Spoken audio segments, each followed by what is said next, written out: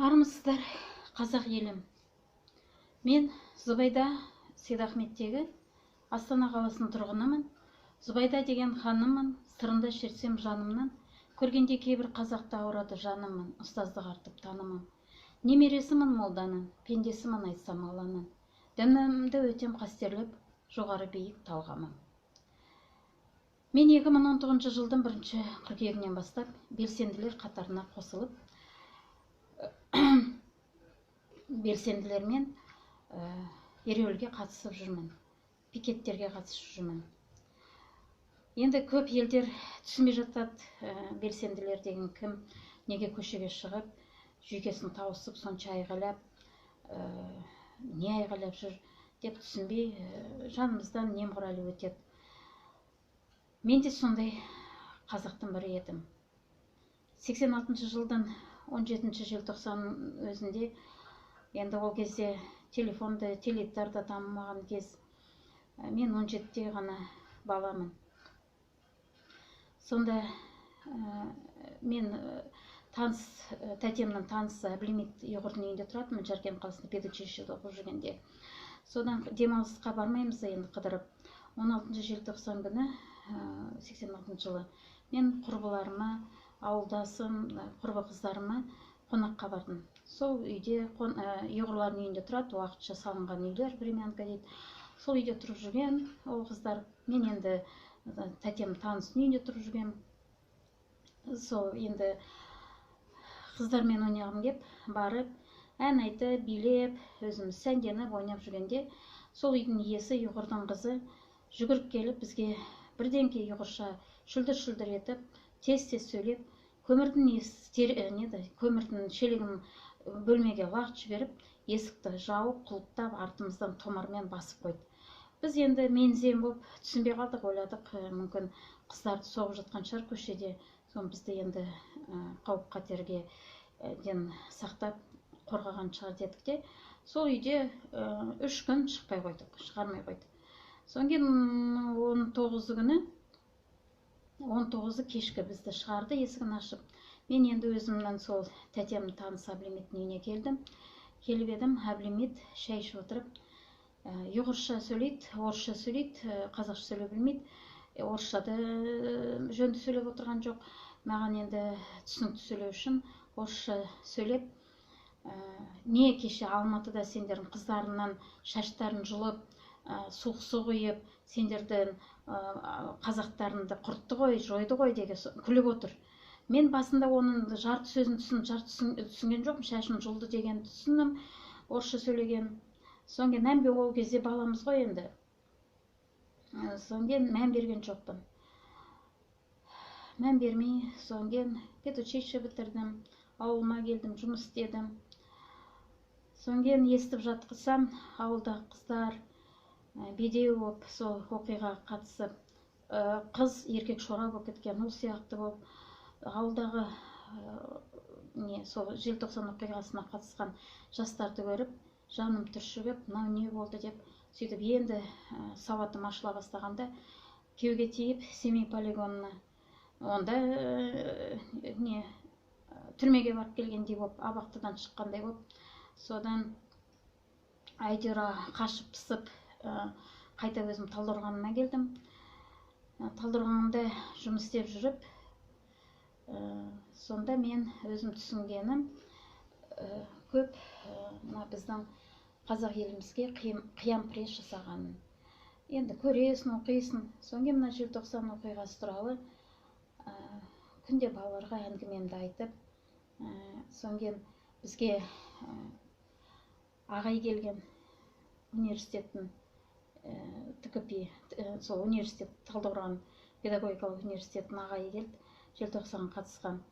Содан кейін мен бастаушының балаларын жинап алып, енді желтоқсаншы мен кездесу деп шақырып, балаларды жинап, енді әңгіме бастайын дегенде, сол кезде директор еврей Тамара Ивановна деген шақырып алып мені, сен не туралы әңгіме айтайын деп жатсың балаларға, үгіт насихаттап жатсың ба, ештеңке айтушы болмаңдар артық, құр ғана жай әңгіме айтыңдар, патриоттық сезімдерін ғана оятыңдар деп ана ағайға тыйым салды, бірақ ағай оған қарамастан өзінің көрген білгенін бәрін айтты. Сонда мен намысым қатты оянды. Бірақ күнкөріс ол кезде енді қиын заман, 96 жылдары қиын кезең, күн көру керек, онда адамдардың бәрі ұйқылы. Айтамыз, қоямыз, айттық, қойдық. Соң кейін Талдықорғанда енді 2010 жылы Назарбаев зияткерлік мектебі ашылды. Анам марқұм иманды болсын, жатқан жері жәннатта болсын, әбден жақсы қуанды. Ой, енді жақсы болды.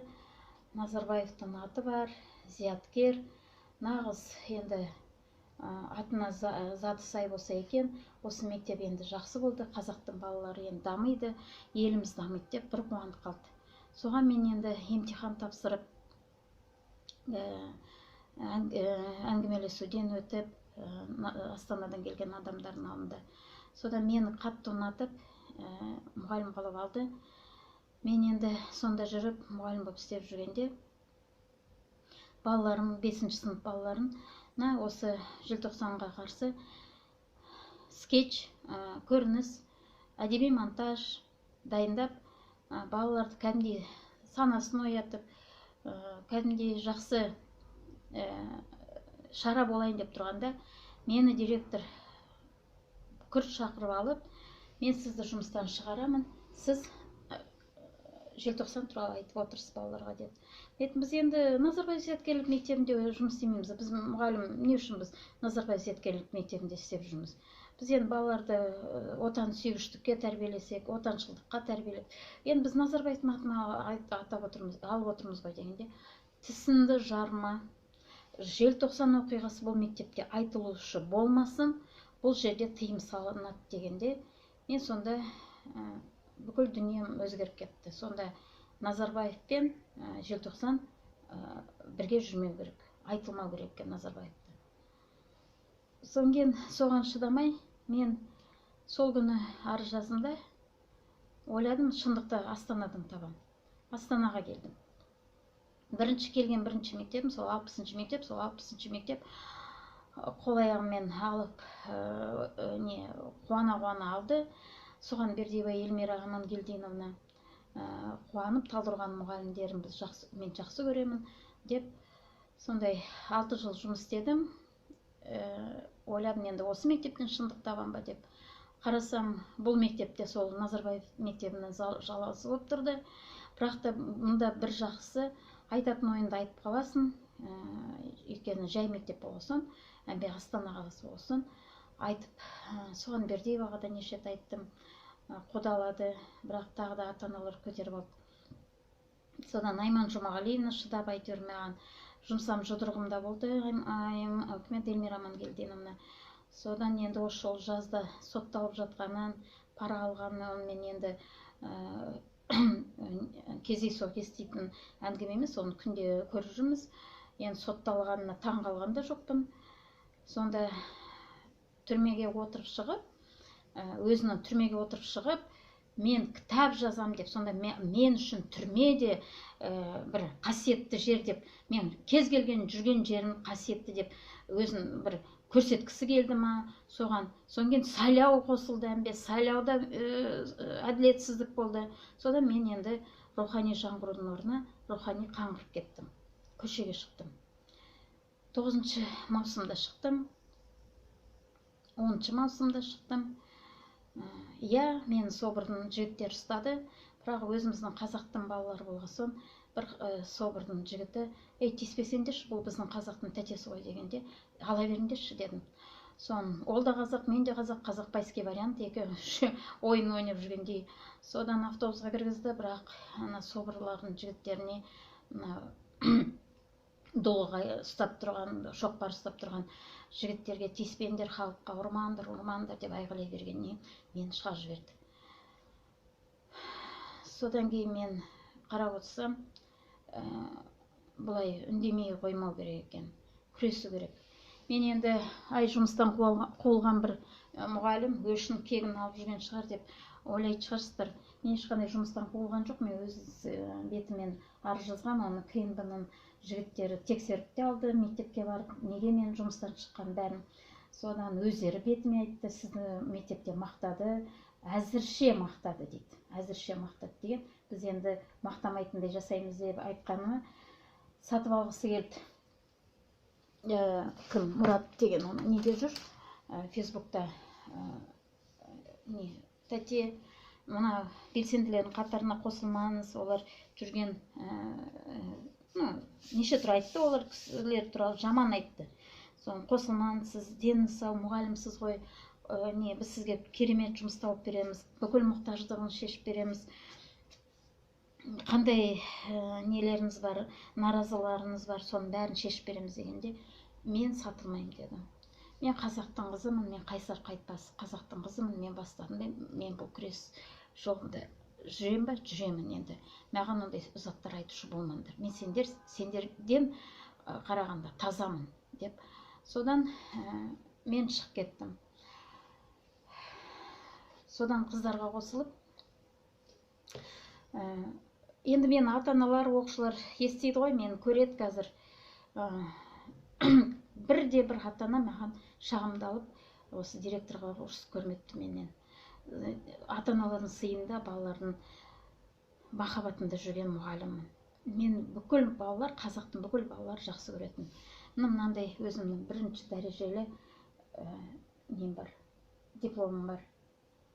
Бастауыш сынып мұғалімі, республикалық олимпиададан, логика математикадан бірінші орын алған. Осыған қарамастан, менде несием бар. Осы тұрғын үй жинақ банкісінде мен нем бар, несием бар.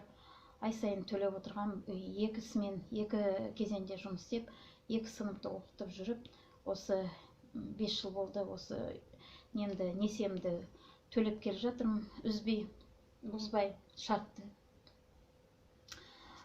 Соң кейін енді осы көшеге шығып кеткен соң, әрине мен жұмыссыз жүрмін қазір. Көлігімді сату тура болды. Көлігімді саттым, несиемді кішкене жартылай жаптым. Енді аз қалтырымды, сол енді кішкене сіңілім, қызым көмектесіп отыр. Соның арқасында енді мен сол қызым мен сіңілім арқасында жүрмін осы белсенділер қатарында. Мен енді өкіметке сенбей кеттім. Сенбей, мынандай өтірік, халыққа залал жасап отырғанын, бәрін өз көзімен адамды сатып алып, соң кейін мына КДТ туралы, мына ДВК деп, әрине өзі құлаққа жағымсыз естіледі ДВК деп. Ал енді өзі жайып айтсам, Қазақстанның демократиялық таңдауы дейді. Енді ол сөзден әрине біздің басшылар қорқып отыр. Оны толық айту керек. КДТ деп айтсам, олар әрине ол бір қылмыс сияқты, өздері КНД дегеннен нетпейді. Мен бұл күресі жолым ақпан айында 5 нәрестеміз, иманды болсын, жатқан жер жанатта болсын. Сол балалар жоқтап жатқанда жылап жүріп, конгресс холға аналар жылап келгенде, мен шыдамай мына орыс шіркеуінің жанында тұрамын. Орыс шіркеуге барында Сергей Қалиев деген басшыларына барып, сіз мына 3 қабатты, мен енді оның алдында, мен осыны білгендей болдым. Осы бір қазақтарға бір қауіп төніп тұрғандай. Оны мен былтырдан бері шырылдағам. Осы 3 қабатты не салынып біткен жоқ, не басталған жоқ, не аяқталған жоқ, басы бар, аяғы жоқ бір ғимарат қансырап тұр, көгершіндерді жинап.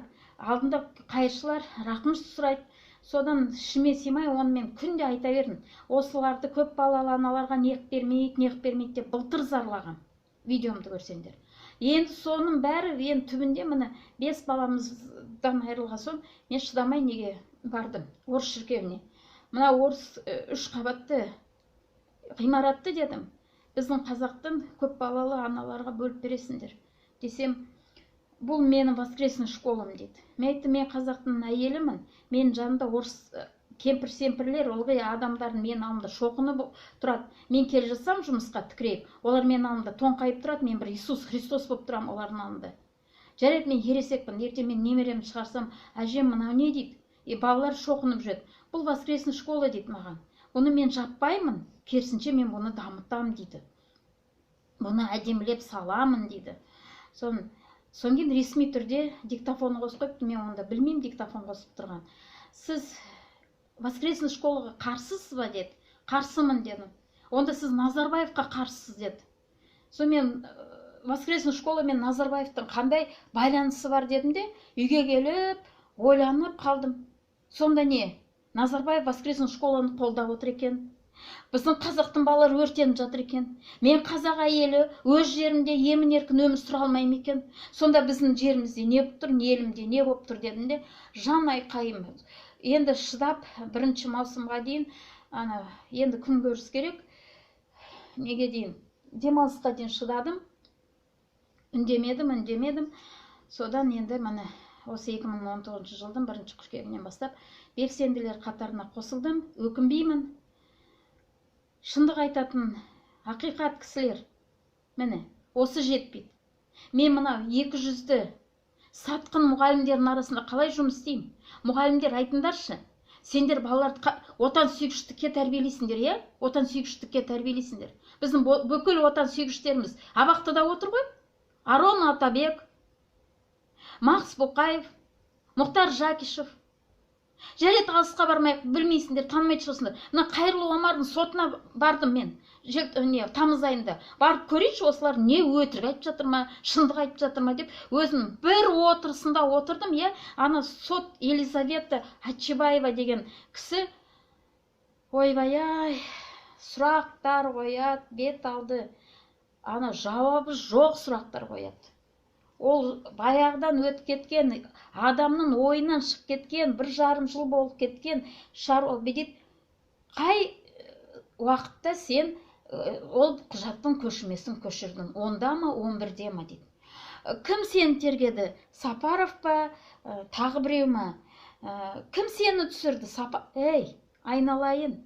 Қайырлы Омардың өзін түрінде жазып тұр ғой. Қандай адам, сен кімсің? Содан шыдамай, мен ана жерде ашынып, жоқ дедім. Мен енді күресем, мен халқыма көмектесуім керек. Мен ең құрмағанда Қайырлы Омарымды шығарып алайын деп. Содан осы соттан шықпай күнде келіп жүрдім.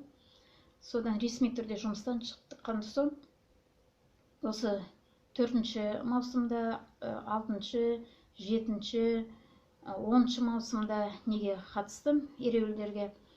Оның өзінде 2 қыркүйектен Тоқаев мырза бейбіт шеру, митинг, ереуілға рұқсат бар деп кәдімгідей бір құжатқа қол қойыпты. Біз соған сеніп шыққанымыз ғой, енді алдағаны ма бізді. Содан мен үйде қанен-қаперсіз, ол кезде мен аяғым сындырылғам 4 қыркүйекте. Оны да өздері тексеріп алды. КНБ-ның жігіттері. Иә, біз көрдік, шауырманың алдында құлаққапсыз. Ол да бар, мектепке де бардық, сіз туралы сұрап, ешкім сіз жамандаған жоқ, керісінше мақтады деді. Мен туралы әйтеуір бүкіл мағлұмат жинап алған ғой. Содан 17 қыркүйек күні ақсандап, бір аяғым ауырады, жазылған жоқ. Ақсандап тамақ ішуге көшеге шығып едім. Бар енді ондай видеомда жіберген мен видеоны сол күні 17 күні. Содан мені міне осы мынандай анықтағаны, қаулы шығарған 17. Қолма-қол 4 жігіт мен есік алдынан сүйрелеп, көліктің ішінде балағаттап, неше түр айтып, аяғымнан бір соғып, ақсағайын сенген жоқ. Содан жедел жәрдем шақырып еді, оны жібер салды үйіне, жұмысына. Содан мені 4 жақтан сүйрелеп сотқа, қолма-қол соты болды. Бәрі қолма-қол ғой. Біз қазақтар айтыңдаршы, сендер бір мұқтаждықпен, бір ДВД сотқа барғанда сендерге қолма-қол бірдеңе жасады ма? Бірдеңе қолма-қол сендердің нелерінде барған сұрақтарына жауап берді ма? Шешті ме бірдеңкелерінде? Ал мұнда енді белсенділерге бұларға түнгі сот, қолма-қол сот деген. Міне қолма-қол алды, мен сол жерде отырып, сотта жіберді. Соттаған мен айттым, отырғызыңдар, қамаңдар деді. Мен қамалуға дайынмын десем, айыппұл тікті 50.500 теңге. Сонген оған енді одан сайын енді көтеріп жіберді мені. Енді күресуді нақты аламын. Енді мен бұл былықпа, шірік, елбасымыздың шірігі, осы бәрі бір адамның мүддесін қорғау мақсатымен жасалып отыр. Мені дені сау қазақтың адам, мен ешқандай қыдытыға жатпаймын, мен қазақтың адамымын, қазақ баласымын, қазақ баласын. Маған міне неге референдумға кетіп баратқанда, енді олар қайдан біледі мен референдумға кетіп баратқанымды? Мүмкін мен өзім қыдырып бара жатқан шығармын, экспо жаққа бара жатқанда, мені 7 қараша күні 7 қараша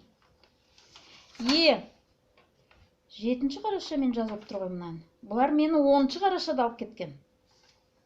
7 қарашада алу керек болған, мен ол күні сіңілімнің үйінде жатқамын. Олардан қашып емес, жай өзім қыдырып жатқам.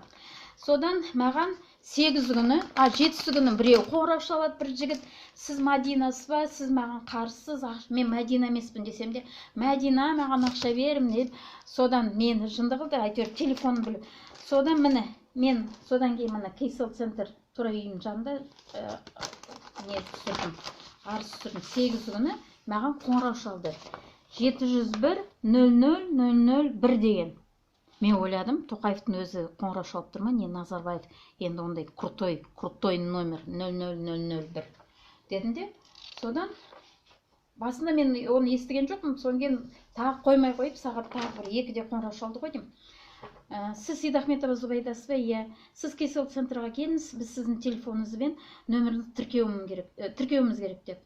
Мен айттым, не тіркейсіңдер? Сендер мені андып жүрсіздер ма деп енді білгендей айтты едім. Жоқ, андып жүрген жоқсыз, мен Кейсел центрдің жігіті, қызметкерімін, келіңіз деді. Мен айттым, білмеймін, 2 мен 3-тің арасында сол жақта боламын, мүмкін бара жатырмын. 2-де келесіз ба, 3-те? Ай, көке, 2-де келім, Кейсел центр ондай сұрақтар қоймайды ғой. Сонген алдында, осы жерде бір гап бар дедім де. Жарайды, енді ол сенбі болды, жексенбі болды. Жексенбіде сол 10 күні мен референдумға кетіп баратқанда, мені орта жолдан ұстап алып, жігіттер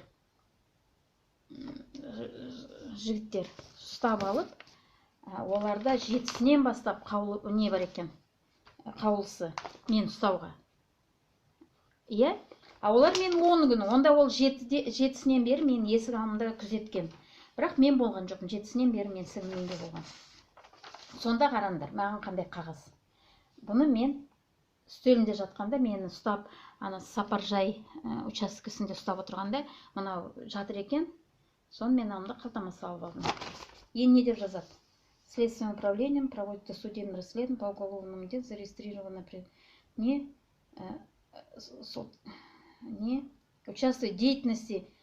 активно участвует в деятельности незарегистрированной организации ДВК.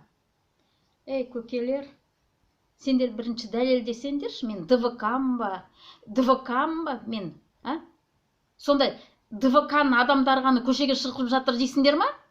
Мен қазақтың әйелімін, қазақтың баласымын, анамның аманатын көтеріп шыққан мен елімді қорғауға. ДВК, в отношении которой имеется вступившее в законную силу решение сельского. Көрдіңдер ма? 13 наурызда, бұл неден шыққан? ДВК. Оның өзінде ол шыққан шешімі жоқ дәлелденген. Соңғы мына жақта не деп тұр? Обращаю ваше внимание, қоюмен жазып қойыпты. Внимание, что ход расследования данного дела находится на особом контроле руководства МВД РК.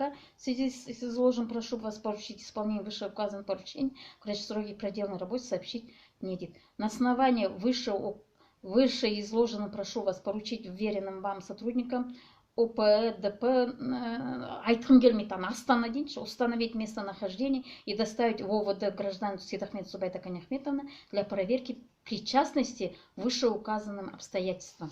Сон міне мына толмаған, бұл да Фейсбукта жүр, Аня Шукеева жіберген, міне. Басында жасырып мен аты жөнімді өшіп саған, енді мен өзім шығып тұрмын. Өзім. Қазір мен соттасам.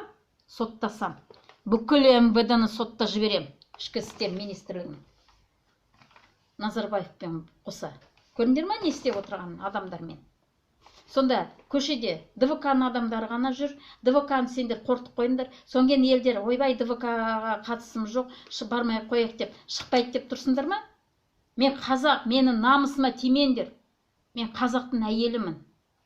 Жетеді. Назарбаев зияткерлік мектебінде істегенде маған желтоқсан туралы тыйым салды. Осын әрқайсысын бар ғой, бұл тақырыпты әрқайсысын бөліп айтқым келді. Бірақ та енді бар ғой, бәрі жинап алсам бар ғой, бір тақырып неге мен көшеге шығып кеттім, неге мен белсендімін. Сол сұраққа жауап бергім келді. Бәрі бірін-бірімен байланысып тұр. Енді айналайын қазақтарым. Мен ешқандай ісім жоқ, мен бір екі ұсақ түйек ДВД-ға арыз түсіргем, оны мен құдалап түбіне жетемін, ол ешқандай немес. Мен өкіметтен ақша сұрап отырған жоқ, үй сұрап отырған жоқ, ақша сұрап отырған жоқ, мен ешқандай мұқтаждығым жоқ. Мен намыс жібермей тұр, мен қазағым жібермей тұр. Мен немереме қалай айтам, не айтам ертең немереме? Әже, сонда елде мынандай келеңсіз жағдай болып жатқанда сен неге үндемей қойдың деп айтады ғой, олар енді болашақта қандай жастар болады. Ұялам мен. Ұялғасын шықтым мен көшеге. Қазір көп нелерде митингтерге қатысып жүрмін. Қоймаймын, қатысамын. Жерім үшін, елім үшін құрбан болуға дайынмын. Әрбірден соң кеше ғана қызыма барып, қонаққа барып, анашым қашанғы жүресің, енді маған көмектесеңші баламды қарауға дегенде, мен енді айттым, Әйгерім, енді мен саған 6 айына дейін көмектестім, енді мен жібер, мен 16 желтоқсан күнге шығуым керек. Бұл менің парызым. Мен қараңдаршы, көзіме көрпе түсті. Мынау көрпе, мынау сандық, екі сандық, мынандай көрпе. Тігетін денім сау, қазақтың әйелімін мен. Қазақтың қызымын. Көрпе тігіп, қызымның жасауын тігіп отырған. Үйде ешқандай зияным жоқ. Жұмысқа барып, үйге келіп, қызымды қарап, немеремді қарап отырған. Зияным ешкімге, зияным жоқ. Қазақтың әйелімін. Неге мен үндемей отыруым керек? Мен де әйел, менің қасиетіме жетіп алыңдар. Шіріген билік.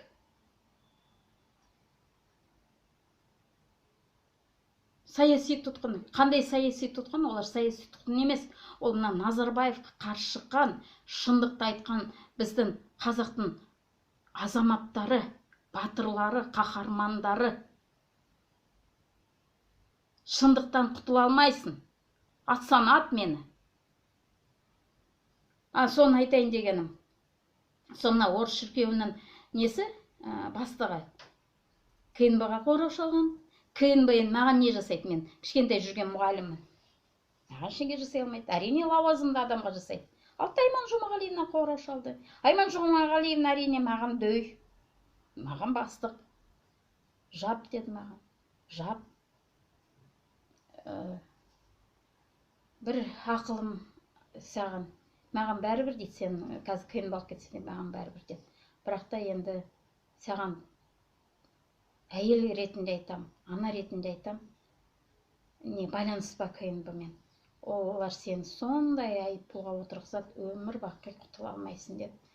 Содан жарайды дедім, ол ақпан айында болған. Содан Құдайдың өзі естіген шығар, анам аруа қолдаған шығар мені. Кетті ғой ана шал. Кетсе де өзі кетпей отыр.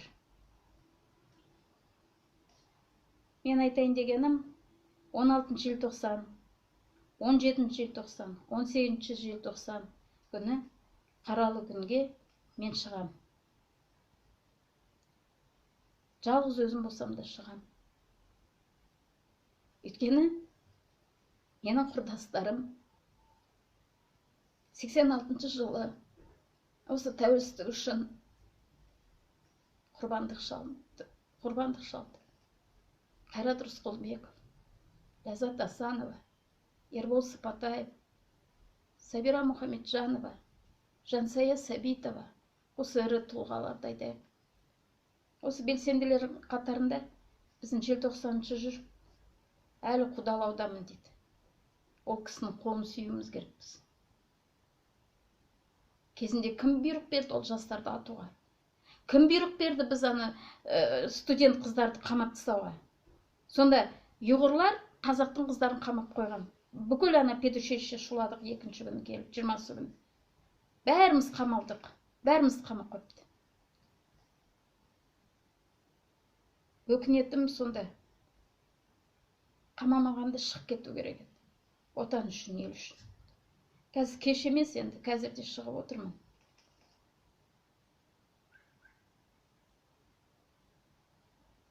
Жылағым келеді құрбандарды ойлап. Жаңа өзенді атты. 11-ші жыл, бейбітшіл заман. Елдер дамып жатыр, өсіп жатыр. Ал біздің жаңа өзендегі жұмысшыларды, жұмыс сұрап, ақшасын көбейтуді сұрап келген қазақтың жігіттерін атқан.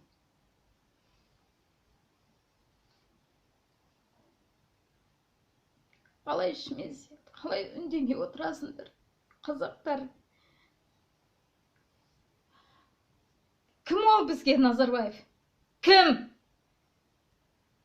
Не істеді біз үшін? Экспашты ма? ЛРТ жасады ма? Не жасады?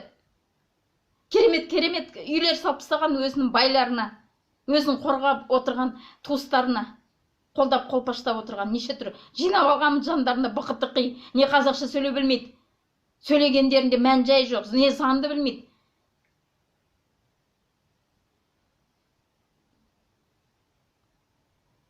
Мейрам ана жаңа жылды тойлағанша әр осы ауыл аймақты аралап, қазақтың балалар қандай жағдайда отыр, пештерін тексеріп, үйлер беріп, жағдайын туғызыңдар. Ал енді мен қазақтарым. Мен енді 16-сы, 17-сы, 18-і алаңға шығамын. Қамаса отан үшін отқа түсем, күймеймін. Менің анам аманаты маған бәрінен де артық. Сол үшін неге алаңға шыққанымды мен сендерге осылай түсіндіріп бердім. Сау болыңыздар.